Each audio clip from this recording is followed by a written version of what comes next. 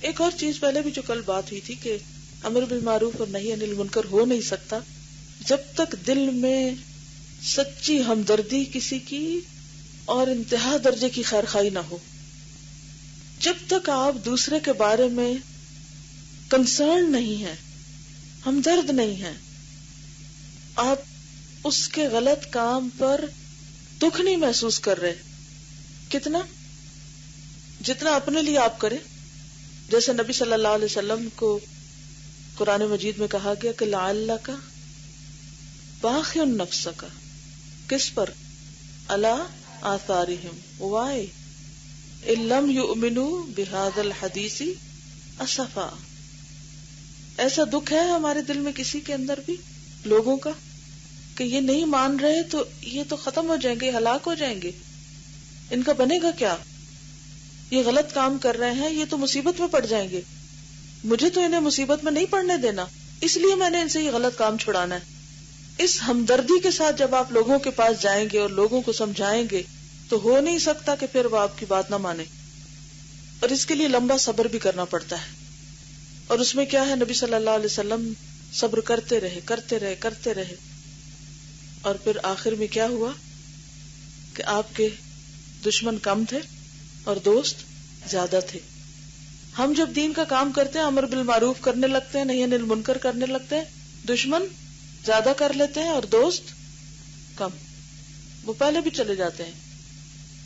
تو اس لیے جس انسان کو بھی آپ نے کوئی اچھی بات بتانی اور اس کی غلطی چھڑانی ہے تو سب سے پہلے تو اپنی اندر کی اصلاح کرنی ہے کہ مجھے اس سے نفرت نہیں کرنی، مجھے اس سے کوئی بدلہ نہیں لینا، مجھے اس سے کوئی انتقام نہیں لینا، مجھے اس کی ہمدردی کرنی ہے اس طرح کی کہ یہ تکلیف میں نہ پڑے. تو سب سے پہلے ہمیں اپنی سوچ درست کرنی ہوگی. چلیے تھوڑا سا آگے بھی پڑھ لیتے ہیں. حضرت امام احمد حضرت ابن عمر کی ایک روایت نقل کرتے ہیں، آپ فرمایا کرتے تھے اذا ظن الناس بالدینار والدرہم وتبايعوا بالعینة واتبعوا اذناب البقر وتركوا الجهاد في سبيل الله انزل الله بهم بلاء فلا يرفعه عنهم حتى يراجعوا دينهم. جب لوگ دینار اور درہم میں بخل سے کام لینے لگیں، یعنی انفاق نہ کریں اور بیع عینہ کے طریقوں پر لین دین کرنے لگیں. بیع عینہ کیا ہوتا ہے کہ کوئی چیز، یہ نیچے لکھا ہوا حاشیے میں، کوئی چیز مقرر قیمت پر میعاد مقررہ کے وعدے پر اس شرط کے ساتھ فروخت کی جائے کہ مقرر میعاد کے بعد بیچنے والا اس سے کم قیمت پر اسے واپس خرید لے گا. یعنی اگر وہ ٹائم لمٹ کو میٹ نہیں کیا تو پھر اسے واپس لینا ہوگا سودا، کس پر؟ کم قیمت پر. ظاہر ہے یہ ایک قسم کا سود ہے اور بیع عینہ سود سے بچنے کا ہیلا. یہود عموماً اس قسم کا کاروبار کیا کرتے تھے اور مقصد یہ تھا کہ محرمات الہیہ کو ہیلوں کے ذریعے حلال کر لیا جائے، اور یہ سراسر بے ایمانی ہے، رضا الہی اور منشا خداوندی کے خلاف ہے. تو لوگ جب اس قسم کا بزنس کرنے لگے اور بیلوں کی دموں کے پیچھے ہی لگے رہیں، یعنی کھیتی باڑی کرنے پر ہی راضی ہو جائیں، مراد اس سے کیا کہ صرف اپنی جاب، اپنا کام کاروبار، اپنا بزنس، اپنی زراعت اور بس، اور جہاد ترک کر دیں گے تو اللہ تعالیٰ ان پر بلا اتارے گا. یعنی اللہ کے دین کے لیے کوئی بھی کوشش نہ کرے، کوئی بھی وقت نہ نکالے تو اللہ تعالیٰ پھر ان پر کیا اتارے گا؟ بلا اتارے گا، آزمائشیں آئیں گی، مصیبتوں کا شکار ہوں گے. اور جب تک وہ دین کی طرف رجوع نہیں کریں گے یہ بلا ان سے دور نہیں کی جائے گی. جب تک وہ دین کی طرف رجوع نہیں کریں گے. دین کی طرف رجوع کرنے کا مطلب کیا ہے کہ ریچول سے آگے بڑھ کر دوسروں تک بھی دین نہیں لے جائیں گے، یعنی صرف اپنی ذات کی حد تک نہیں. کیونکہ درہم و دینار میں بخل کرنے لگیں گے، یعنی مال کما کر صرف اپنے تک رکھیں گے، اسے دوسروں پہ خرچ نہیں کریں گے. اور پھر تجارت میں ایسے طریقے اختیار کریں گے کہ جو سود کے مشابہ ہوں، جن کا نفع سود کے مشابہ ہو.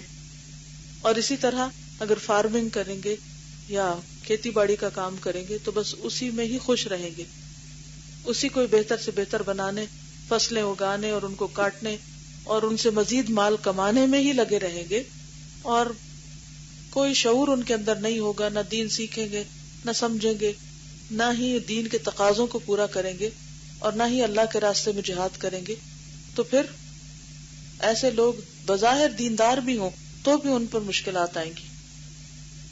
کیونکہ ہمارا دین اس لیے نہیں کہ ہم اس کو صرف اپنی ذات کی حد تک رکھ کر انجوائے کریں کہ جی میں نے کلمہ پڑھ لیا، شکر ہے، میں تو اب جنت میری پکی ہو گئی، یا میں تو نماز پڑھتا ہوں اس لیے مجھے تو جو نماز کے فائدے ہیں وہ مل رہے ہیں، یا میں قرآن کی تلاوت کرتا ہوں مجھے بڑا سرور ملتا ہے اور میری روزی میں بھی برکت ہو رہی ہے، میرے سارے کام درست ہیں. یعنی دین کو صرف پرسنل اپنے فائدے کے لیے نہیں لیا جا سکتا. دین ہمارا آدھا اپنا ہے اور آدھا کس لیے ہے، یعنی آدھا حصہ دین کا کیا ہے کہ ہم اسے دوسروں تک لے جائیں، اس خیر اور بھلائی کو. اور بہت سے لوگ یہی کرتے ہیں کہ وہ دین پڑھ بھی لیتے ہیں، سیکھ بھی لیتے ہیں، سمجھ بھی لیتے ہیں، یا خود نیک زندگی گزارنے بھی لگتے ہیں، لیکن دوسروں تک نہیں لے جاتے، دوسروں تک پہنچانے کی فکر نہیں کرتے، کیونکہ یہ کام محنت طلب ہوتا ہے، اس میں مشقت لگتی ہے. کہ جہاد کا مطلب کیا ہوتا ہے؟ انتہائی کوشش، اپنے سارے وسائل کو استعمال کرتے ہوئے انتہا درجے کی کوشش، یعنی فل میکسیمم کیپیسٹی کے ساتھ جتنا کوئی کر سکے ہم. کہ والعصر ان الانسان لفی خسر الا الذین آمنوا وعملوا الصالحات وتواصوا بالحق وتواصوا بالصبر. تو صرف پہلے دو کام کر کے نہیں بات بنے گی جب تک اگلے دو کام بھی نہیں کریں گے. جن لوگوں کا خاص طور پر قرآن مکمل ہو رہا ہے وہ اگر یہ سوچیں کہ بس اب محنت کا وقت گیا، اب آرام کریں گے اور دنیا کے بہت سے کام جو چھوٹے میں وہ کرنے لگ جائیں گے، ٹھیک ہے، دنیا کے کام بھی ضروری ہیں، لیکن دین کا کام چھوڑ کر، یعنی باہر آگ لگی ہوئی اور ہم اپنے کمرے میں اے سی لگا کے سو جائیں تو یہ تو بات نہیں، اس سے تو نہیں کام چلے گا. کیونکہ اگر آپ نے وہ باہر نکل کے نہیں بجھائی تو ہو سکتا ہے وہ آپ کے گھر تک بھی پہنچ جائے. ابو داؤد نے اس حدیث کو باسناد حسن روایت کیا ہے، یعنی اوپر والی حدیث کو. حضرت حسن کہتے ہیں قسم خدا کی بے اینہ لوگوں کے حق میں اللہ تعالیٰ کا عذاب ہے. بخت نصر کے عہد کے بعض پیغمبروں نے جب بخت نصر کا عذاب اور ظلم دیکھا تو فرمانے لگے کہ اے اللہ یہ ہمارے ہاتھوں کی کمائی ہے، تو نے ایسے شخص کو ہم پر مسلط کر دیا ہے جو تجھے پہچانتا نہیں اور ہم پر رحم نہیں کرتا. انہوں نے خود ریئلائز کر لیا کہ غلطی ہماری اپنی ہے. آپ دیکھیں کہ آج جن قوموں کو ہم اپنا دشمن کہتے ہیں یا جن لوگوں کے خلاف ہم ہر وقت کچھ نہ کچھ سوچتے رہتے ہیں کہ ہم ان سے نفرت کرتے ہیں اور ہم ان کے دشمن ہیں اور وہ ہمارے دشمن ہیں، ہم نے سنجیدگی کے ساتھ ان کو دین کا پیغام پہنچانے کی کتنی کوششیں کی. وہ ایک لمبا مشکل ترین راستہ ہے نا، اسے تو بہت بڑا صبر کرنا پڑتا ہے، بہت محنت اور بہت سے طریقے اختیار کرنے پڑتے ہیں، اپنا مال جان وقت لگانی پڑتی. کسی سے نفرت کرنا بہت آسان ہے، کسی کی برائیاں یاد کر لیں آپ خود بخود نفرت آ جائے گی، لیکن اس کی ان برائیوں کے باوجود اس سے ہمدردی رکھ کے اس کی اصلاح کی فکر کرنا اور اس کے لیے کوشش کرنا، یہ کتنے لوگوں کا دل گردہ ہوتا ہے. تو غلطی ہماری اپنی ہے. پہلے دور کے مسلمانوں نے کیا کیا تھا کہ اپنے دشمنوں کو اپنا دوست بنا لیا تھا. کیسے؟ صحابہ کرام نے کیا کیا تھا نبی صلی اللہ علیہ وسلم کے بعد؟ کیا کیا تھا؟ مدینہ میں بڑے بڑے گھر بنا کے رہنے لگ گئے تھے آرام سے، دوسرے ممالک میں پھیل گئے تھے، کہاں کہاں تک جا پہنچے تھے. ان کو اپنی زمین سے پیار نہیں تھا، ان کو اپنے گھر نہیں اچھے لگتے تھے، ان کو اپنے بیوی بچوں کی فکر نہیں تھی. وہ کیوں نکلے تھے؟ وہ بھی تو یہ کہہ سکتے تھے کہ ہم مسلمان ہیں، ہم جنت والے اور یہ سب جہنمی ہیں، ہم اچھے اور یہ برے ہیں. وہ ان کی فکر میں ہی نکلے تھے. جو بھی انہوں نے طریقہ اختیار کیا اس کے مطابق اس میں انہیں کامیابی ہوئی اور وہ خلق خدا کی ہدایت کا ذریعہ بنے. آج ہم نے لوگوں کو اپنا دشمن بنا لیا. اگر ہم دین کا کام کرتے، دین کی دعوت دیتے تو اس سے کیا ہوتا؟ دشمن بھی دوست بن جاتا. وَمَنْ أَحْسَنُ قَوْلًا مِّمَّنْ دَعَا إِلَى اللَّهِ وَعَمِلَ صَالِحًا. وقال اننی من المسلمین ولا تستوی الحسنة ولا السیئة ادفع باللتی ہی احسن فاذا الذی بینک وبینہ عداوۃ کأنہ ولی حمیم. اور یہ کب ہوتا ہے؟ جب آپ کسی کو فائدہ پہنچاتے ہیں، جب دوسرے کو اپنی ذات پہ ترجیح دیتے ہیں، دوسرے کے آرام کے لیے خود کو تکلیف دیتے ہیں. امر بالمعروف اور نہی عن المنکر کرنا کیا ہے؟ دوسرے کے بھلے کے لیے، دوسرے کے فائدے کے لیے خود کو مشقت میں ڈالنا. السلام علیکم. اسی کے بارے میں ایک ایگزامپل، کل ہی ایک ٹی وی پہ رپورٹ آ رہی تھی، تو اس میں کیوبا میں ایک جیل ہے امریکہ میں، گوانتانامو، تو اسی میں کسی بندے نے کسی مسلم سے، کوئی جیلر تھا وہیں پہ، تو اسی کی اس پہ کسی بندے نے اسلام قبول کر لیا.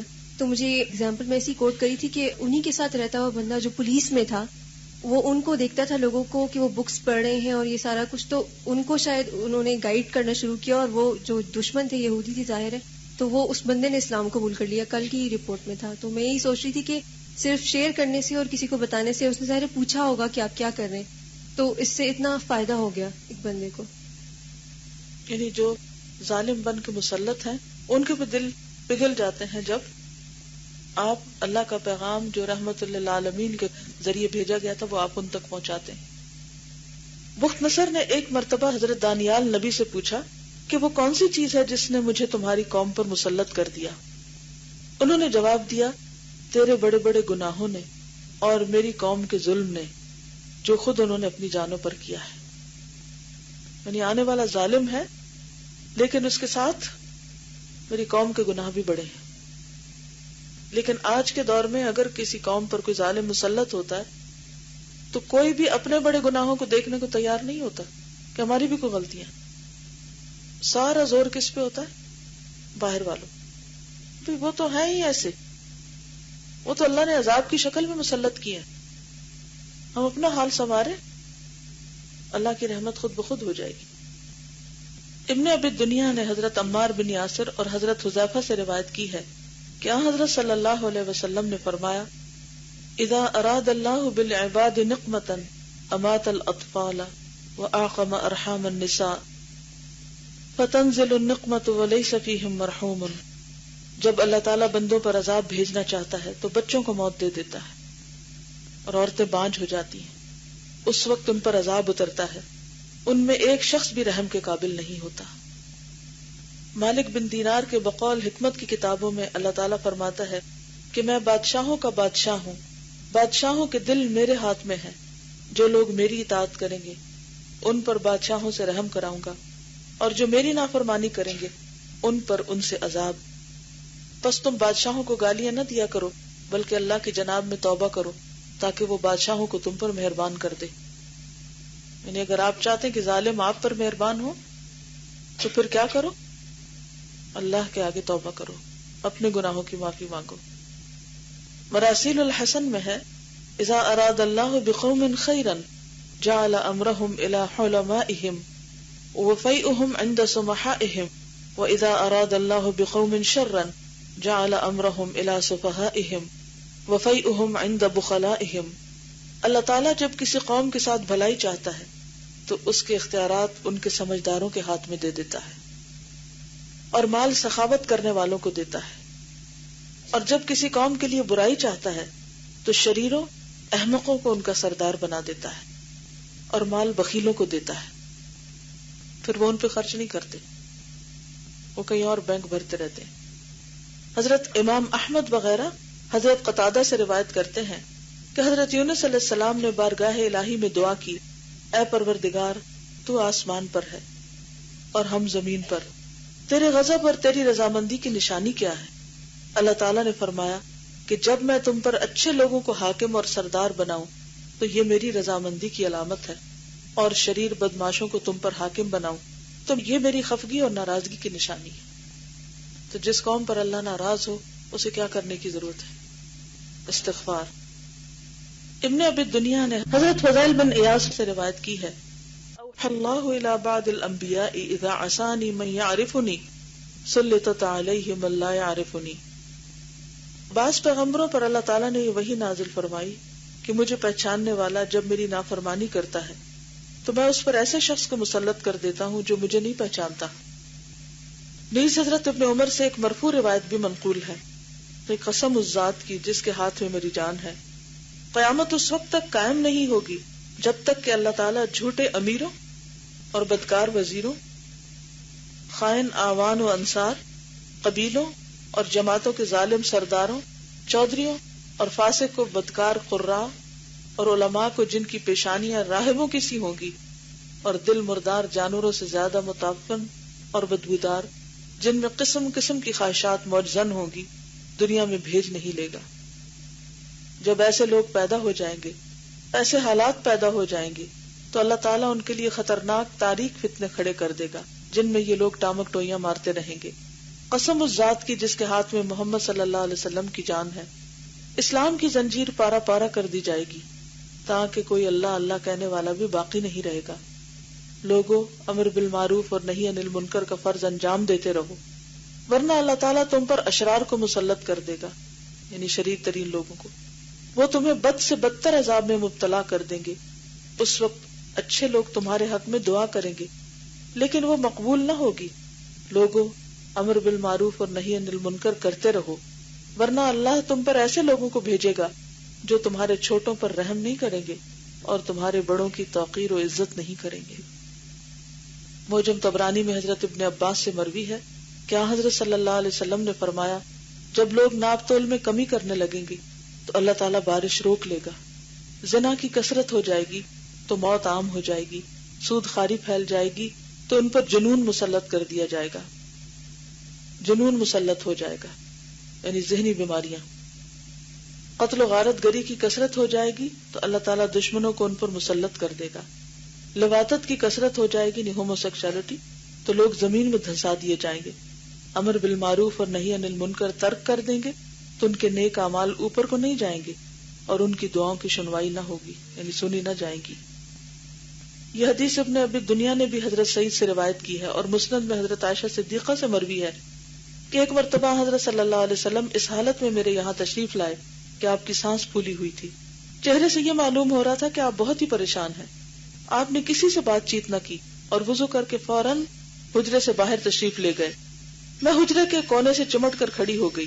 حضرت صلی اللہ علیہ وسلم مسجد میں تشریف لے گئے اور منبر پر کھڑے ہو گئے، حمد و ثنا کے بعد فرمایا کہ لوگوں، اپنے رب سے ڈرو، اللہ تعالیٰ کا حکم ہے کہ تم امر بالمعروف اور نہی عن المنکر کیا کرو قبل اس کے کہ تمہاری دعا قبول نہ کی جائے، تم نصرت و امداد چاہو اور تمہاری مدد نہ کی جائے، تم مانگو اور تمہارا سوال رد کر دیا جائے اور تمہیں کچھ نہ دیا جائے۔ حضرت عمر زاہد کا قول ہے کہ تمہاری غفلت اور اللہ تعالیٰ سے روگردانی کی یہ دلیل ہے کہ تمہارے سامنے اللہ کی مرضی کے خلاف کام ہو رہا ہو اور تم دیکھتے رہو اور چشم پوشی کر جاؤ۔ تمہاری غفلت اور اللہ سے روگردانی کہاں سے پتہ چلتی ہے کہ تم برائی دیکھتے اور منہ موڑ لیتے ہو، اور مخلوق کے ڈر سے جو تمہیں کسی قسم کا نفع اور نقصان نہیں پہنچا سکتی، امر بالمعروف اور نہی عن المنکر ترک کر دو۔ یعنی لوگوں کے ڈر سے جو کسی نفع نقصان کا مالک نہیں ہے، انسان اگر اچھی بات بتانا چھوڑ دے تو پھر اس کا مطلب یہ ہے کہ اللہ کا ڈر نہیں اور بندوں کا ڈر زیادہ ہے۔ انہی کا قول ہے کہ جو شخص مخلوق کے ڈر سے عمل بالمعروف اور نہی عن المنکر ترک کر دیتا ہے، اس سے اطاعت کی قوت سلب کر لی جاتی ہے اور پھر اس کی اولاد اس کے حق کے پدری اور اس کے غلام اس کے حق کے آقائی کا پاس نہیں کرتے، یعنی پھر بچے بھی اس کے اطاعت گزار نہیں ہوتے، فرما بردار نہیں ہوتے، کیونکہ ہوتا ہی ہے نا کہ انسان اپنے بچوں کے حق میں سب سے زیادہ مہربان ہوتا ہے اور جو چیز خود کو واقعی پسند ہوتی ہے وہ ضرور بچوں کو دینا چاہتا ہے، اور اگر ہم اپنے بچوں کو وہ نہیں دے رہے، یعنی دین نہیں دے رہے، تو اس کا مطلب ہے کہ دین کے ساتھ ہماری اپنی جو وفاداری ہے وہ بھی بس سرسری ہے۔ یہ بالکل نیچرل بات ہے نا کہ ماں خود بھوکی رہ کے بچوں کو کھلاتی، کیوں؟ کیونکہ اس سے بچے کی بھوک نہیں دیکھی جاتی، اپنی برداشت کر لے گی، اس کی نہیں دیکھ سکے گی، اس لیے وہ اپنے منہ کا نوالا اس کے منہ میں ڈالتی۔ کیا ہمیں اپنے بچوں کی واقعی آخرت اتنی عزیز ہے؟ ہمیں اس بات کی پریشانی ہے کہ وہ جہنم میں گئے تو ان کا بنے گا کیا؟ اگر اس درجے کی پریشانی ہو تو پھر انسان کیا کرے؟ یہ کسی پل چین نہ لے، اور وہ اسے اچھا سمجھے یا برا سمجھے انہیں انسان بتاتا رہے اور ان کی ناراضگی کی پرواہ نہ کرے. اور اگر واقعی ہمیں دین سے محبت ہے تو یہ ہو نہیں سکتا کہ ہم اپنے پیاروں کو دین نہ دیں. ہمارا پیار کس سے ظاہر ہوگا؟ کہ جو چیز ہمیں اپنے لیے پسند ہے وہ ہم اس کے لیے بھی پسند کریں جس سے واقعی حقیقی معنوں میں ہم پیار کرتے ہیں. ورنہ قل ان کان آباؤکم وابناؤکم واخوانکم وازواجکم وعشیرتکم واموال اقترفتموها وتجارۃ تخشون کسادها ومساکن ترضونها احب الیکم من اللہ ورسولہ وجہاد فی سبیلہ فتربصوا حتی یأتی اللہ بامرہ. تو یہ ہماری انہی غفلتوں کے نتیجے ہیں جو ہم اپنی آنکھوں کے سامنے دیکھ رہے ہیں. وآخر دعوانا ان الحمد للہ رب العالمین. سبحانک اللہم وبحمدک نشہد ان لا الہ الا انت نستغفرک ونتوب الیک. السلام علیکم ورحمۃ اللہ وبرکاتہ.